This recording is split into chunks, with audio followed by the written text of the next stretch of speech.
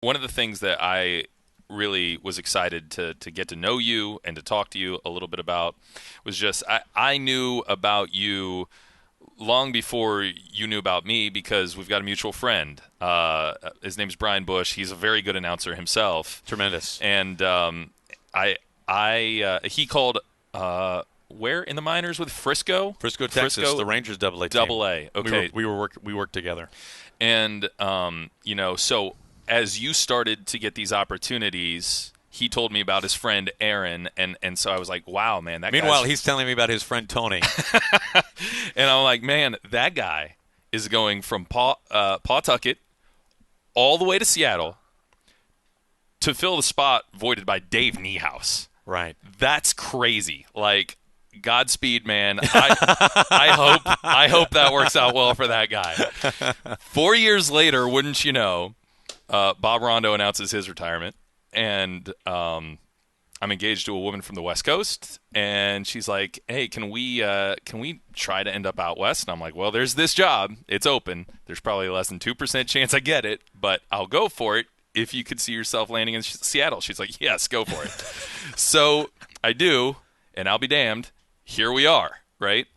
So we've got this similar thing of growing up in the Midwest, moving to the East Coast for an opportunity, and then going cross country to Seattle to replace a larger than Rainier figure in a broadcast booth. How did you do it? Well, first of all, to give some context, growing up in St. Louis, it's all about Jack Buck, right? I mean, there's a statue, not the size of the Dave statue here inside the ballpark. There's a statue of Jack outside the ballpark in St. Louis. The Buck family obviously has quite a namesake in St. Louis as well. I thought that no city could love a broadcaster more than St. Louis loves Jack Buck. And I'm telling you, man, Seattle's love for Dave is like tenfold that of St. Louis's to Jack. And I'm not meaning that as a slight to Jack whatsoever. They're both in the Hall of Fame. Right. They're both legends. They are two of the greatest play-by-play men in any sport of all time.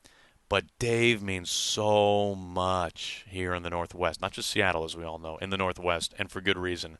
And I did not have a full grasp on that, and how could I before moving out here?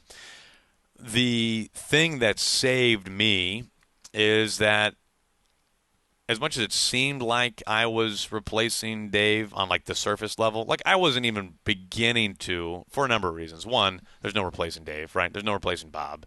So let's get that out of the way. Right. Second of all, I had and have the great privilege of working with another guy who is, I mean, as a Mariners legend in his own right, in Rick Riz.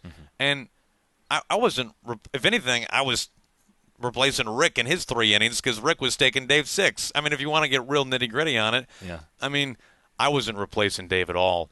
I just had to worry about calling 3 innings of Mariners radio and try not to screw it up, which is easier said than done, I'm going to tell you.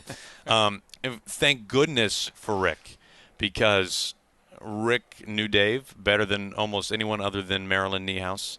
And Rick is the bridge, right? I mean, Rick is the Mariners. Rick has been here nearly his entire career. He is a walking library of Mariners baseball, the plays, the dates, the people, the ballparks, and Rick saves me in that regard. I mean, I can't imagine if it was a slightly different situation, if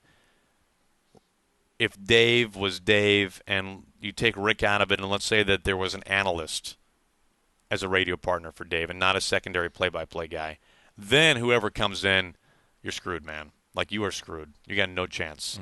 You're toast. But the situation being what it was, that Rick not only was here but had been here for such a long period of time, was so close to Dave, it made my landing here as easy as possible. And really, when I can still remember a lot of my first year with the Mariners in 2013, I never once had this fear, concern, or nervousness of, quote-unquote, replacing Dave. Like, not ever one time.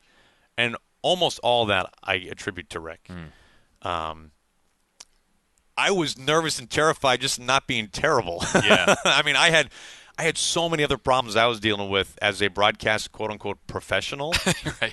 to try to figure out that if you lopped on top of that, now you have to replace one of the greatest broadcasters of all time. I mean, I would have sunk by the end of spring training. Mm-hmm. So it was never an issue for me. You and I are in different shoes in that regard.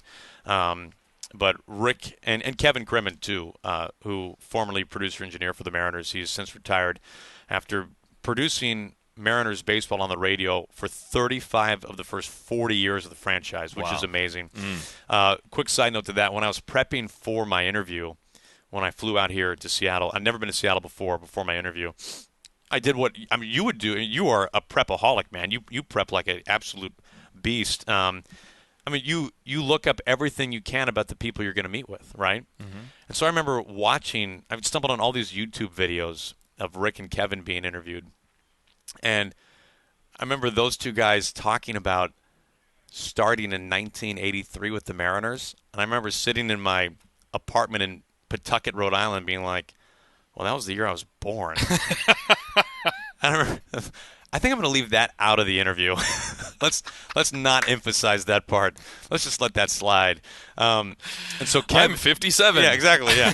So Kevin and Rick were just hugely instrumental with me feeling completely comfortable as much as I could right away, right from the start. If not for them, I would have been hosed. So they made this place feel like home, like immediately, and for that I'll always be indebted to both of them for. Yeah, I think so for me and the whole replacing Bob, I think for me it was just important to pay homage to how great he was, and to not try to be the next Bob, to just be the best me I could be. Like I'm just going to show up and I'm just going to do my four quarters, my two halves, the best I can. Sure.